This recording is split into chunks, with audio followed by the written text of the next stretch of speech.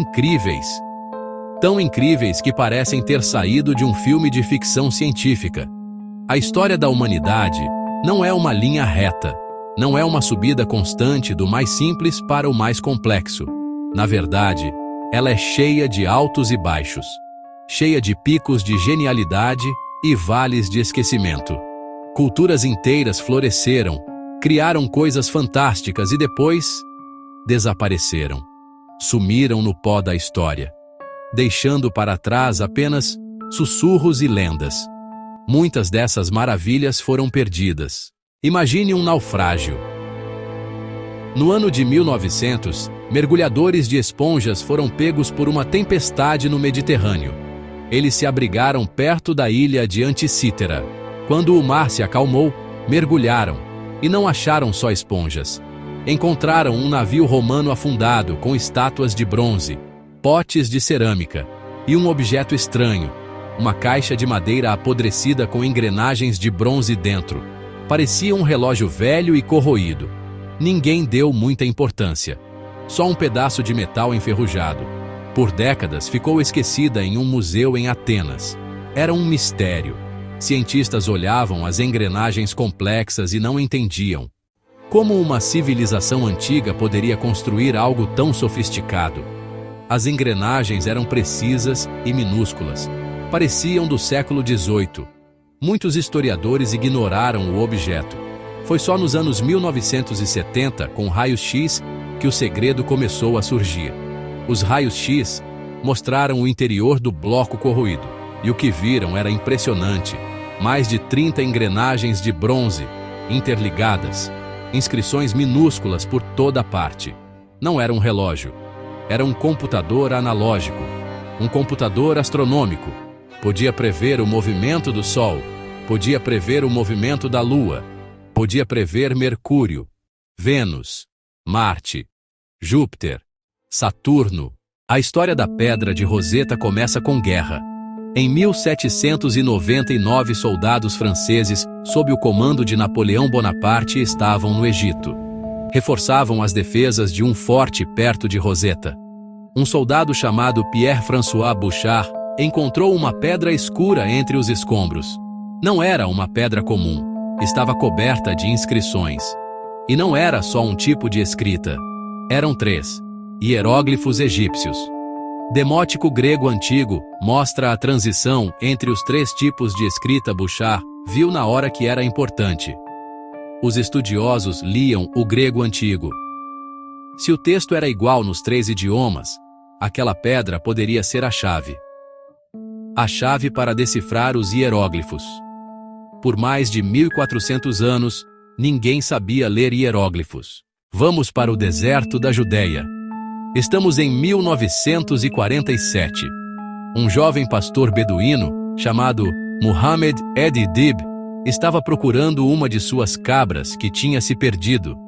Ele viu uma pequena abertura em um penhasco perto de um lugar chamado Qumran.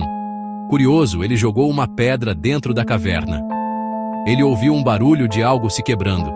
Parecia um pote de cerâmica. No dia seguinte, ele voltou com um primo. Eles entraram na caverna escura e encontraram vários jarros de barro grandes. Dentro deles havia rolos de papiro e pergaminho embrulhados em linho. Estavam velhos e ressecados, mas continham escritas. Eles não sabiam o que tinham encontrado. Para eles, era apenas couro velho. Eles levaram os rolos para um sapateiro em Belém, na esperança de que o couro pudesse ser aproveitado. Felizmente, o sapateiro percebeu que a escrita era antiga e levou os rolos para um antiquário. A notícia se espalhou lentamente. E quando os estudiosos finalmente puseram os olhos naqueles manuscritos, o mundo da arqueologia e dos estudos bíblicos virou de cabeça para baixo. Agora, vamos para a China. O ano é 1974. Um grupo de agricultores estava cavando um poço perto da cidade de Xi'an. A região estava sofrendo com a seca e eles precisavam de água. Enquanto cavavam, um deles bateu em algo duro. Não era uma rocha. Era a cabeça de um guerreiro feita de argila. Eles continuaram cavando e encontraram mais pedaços: ombros, braços, pernas. Eles não tinham ideia da dimensão do que haviam encontrado. Com medo, eles relataram a descoberta para as autoridades locais. E assim, um dos maiores achados arqueológicos do século XX veio à luz. O que eles encontraram foi apenas a ponta do iceberg. Arqueólogos chineses começaram a escavar o local. E o que eles descobriram foi inacreditável. Um exército inteiro, milhares de soldados de terracota, em tamanho real, alinhados em formação de batalha. Havia generais arqueiros cavalaria com seus cavalos bigas de guerra. Cada soldado era único, o rosto, o penteado, a armadura, a expressão. Nenhum era igual ao outro. Eles estavam ali, em silêncio, há mais de 2.200 anos, guardando o túmulo do primeiro imperador da China, Qin Shi Huang. O homem que unificou o país e começou a construir a Grande Muralha. Prepare-se para ter suas ideias sobre a pré-história completamente viradas de ponta cabeça. Vamos para o sudeste da Turquia, Göbekli Tepe. Colina com barriga vista panorâmica do sítio ao pôr do sol. Por décadas acharam que era um cemitério bizantino. Em 1994, Klaus Schmidt chegou e viu algo diferente. Ele viu pedaços de calcário trabalhado. Ele começou a escavar. O que emergiu reescreveu o início da civilização. Não era uma cidade, nem casas. Era um templo. Na verdade, um complexo de templos. Círculos gigantes de pilares em T. Pilares de até 6 metros. 20 toneladas. Vamos voltar para o Oriente Médio, para o atual Iraque. Para as ruínas da antiga cidade de Nínive, a capital do poderoso e temido Império Assírio. Em meados do século XIX, o arqueólogo britânico Austen Henry Layard estava escavando as ruínas do palácio do rei Assurbanipal. Em meio aos escombros, ele começou a encontrar milhares e milhares de pedaços de argila, tabletes cobertos com uma escrita estranha, em formato de cunha, chamada cuneiforme. No começo, eles não pareciam grande coisa, apenas cacos de cerâmica quebrados. Layard e sua equipe haviam encontrado os restos da grande biblioteca real de Assurbanipal. Este rei, que governou no século VII a.C., não era apenas um guerreiro brutal. Ele era um intelectual. Ele era obcecado por coletar todo o conhecimento do mundo conhecido. Ao todo, foram encontrados mais de 30.000 tabletes e fragmentos de argila. Em 612 a.C., Nínive foi atacada e destruída por uma coalizão de babilônios e medos. O palácio foi incendiado, mas algo irônico aconteceu. O fogo que destruiu a cidade, na verdade, salvou a biblioteca.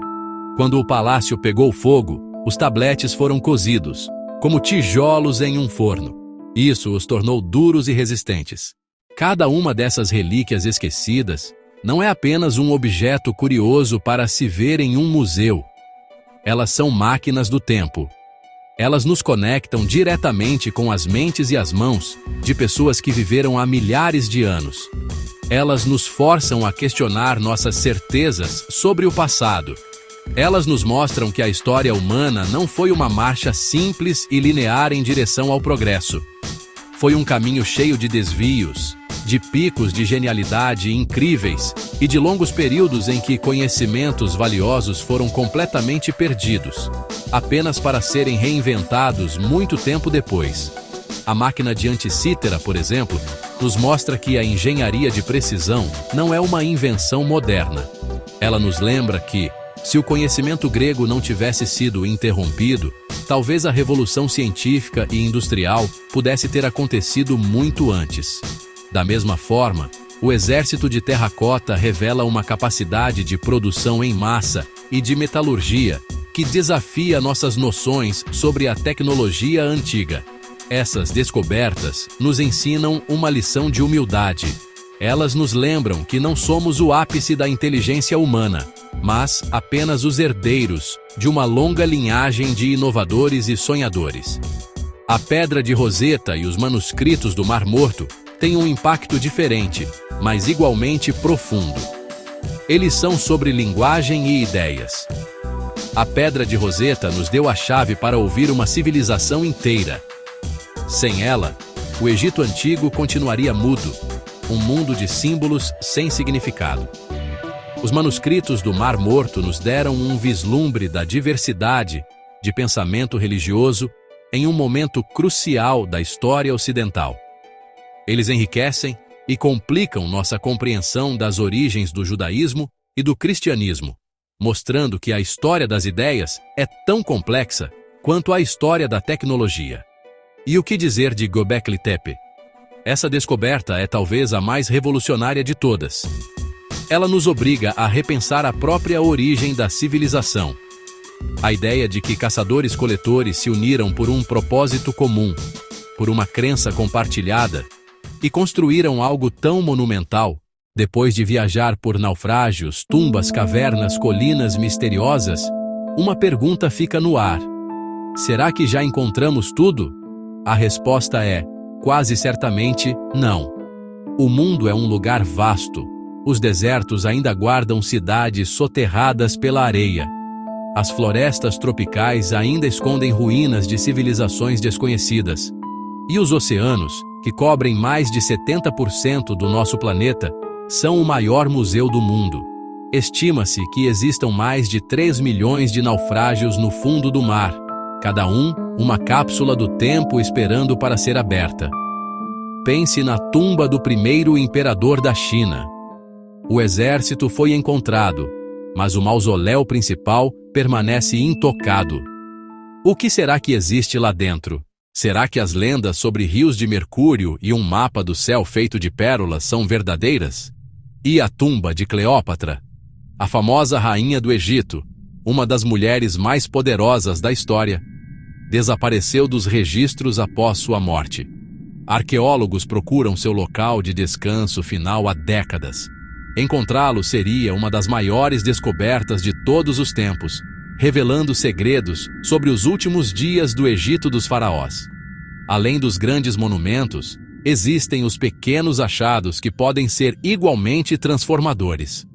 Um único manuscrito perdido, como uma peça desconhecida de Aristóteles ou uma biografia de Jesus escrita por alguém que o conheceu, poderia mudar o mundo. Uma ferramenta ou um dispositivo inexplicável, como uma nova máquina de anticítera, poderia nos mostrar outro ramo perdido da árvore da tecnologia humana. A história não é um livro fechado. É um texto que está constantemente sendo editado e revisado a cada nova descoberta. Cada pá de um arqueólogo, cada sonar de um navio de pesquisa pode revelar um novo capítulo. Então, da próxima vez que você ler sobre um agricultor que encontrou uma estátua estranha, ou um mergulhador que viu algo brilhando no fundo do mar, preste atenção. Pode ser o começo de uma história incrível. A história de uma relíquia esquecida que volta à luz para nos contar um segredo sobre o nosso próprio passado. A busca continua. O solo sob nossos pés e as águas profundas ainda guardam inúmeros mistérios. A próxima grande descoberta que vai reescrever nossos livros de história pode estar em qualquer lugar, esperando pacientemente